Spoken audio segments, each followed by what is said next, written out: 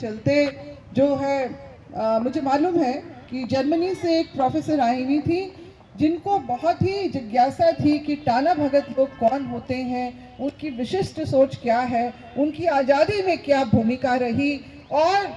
महात्मा गांधी भी उनके विचारों से प्रभावित हुए और टाना भगत भी जो उनके विचारों से जो प्रभावित होके इन्होंने जो अपना एक साथ चलने का आज़ादी में जो अपनी भूमिका निभाई, वो निश्चित रूप से हम लोग सबके लिए बहुत ही प्रेरणादायक है। और हम लोग आप लोगों को बार बार नमन करते हैं क्योंकि देखिए इतने साल, एक सदी से भी ऊपर बीत गया है, मगर जो बाबा जतरा टाना भगत ने जो शुरुआत की थी एक समुदाय की, एक पंथ की, आप लोगों ने उसको आज भी बरकरार कर रखा है। और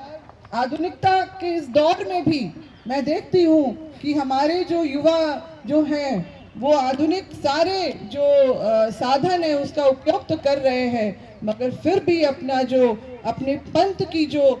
विशिष्टता है उसको बरकरार करके रखा है, जो हमारी अपनी जो पहचान है उसको बरकरार रखा है। इसके लिए आप लोग सभी बधाई के पात्र हैं। आपकी जितनी भी मैं प्रशंसा करूं, मेरे पास तो प्रशंसा के शब्द भी कम पड़ जा रहे हैं, मगर आप लोग जो है जो सोचते हैं वो करते हैं और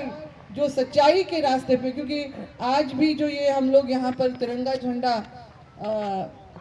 झंडा नहीं चरखा के साथ जो है हर टाना भगत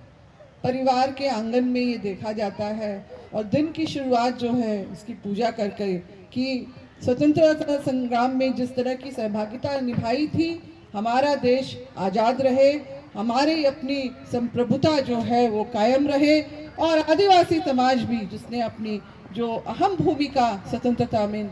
की संग्राम में जो निभाई वो कायम रहे। मगर अफसोस की बात है कि जिस चीज़ों को अंग्रेजों ने भी समझा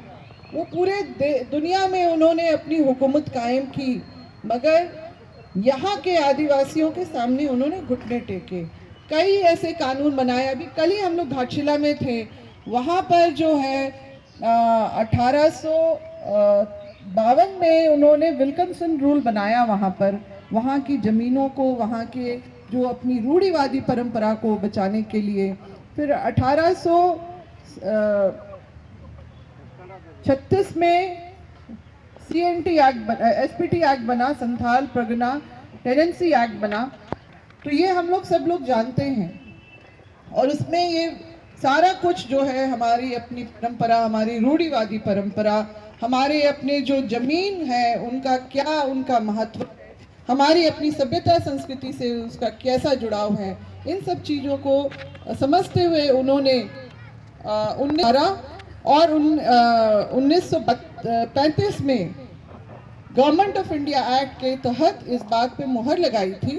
कि जो वर्जित क्षेत्र जो होंगे आदिवासियों के लिए, उसमें वो अपने ही हिसाब से जो उनका स्वशासन चलेगा अपनी रूढ़िवादी परंपरा के अनुसार, और देश भर का कानून उस पर लागू नहीं होगा।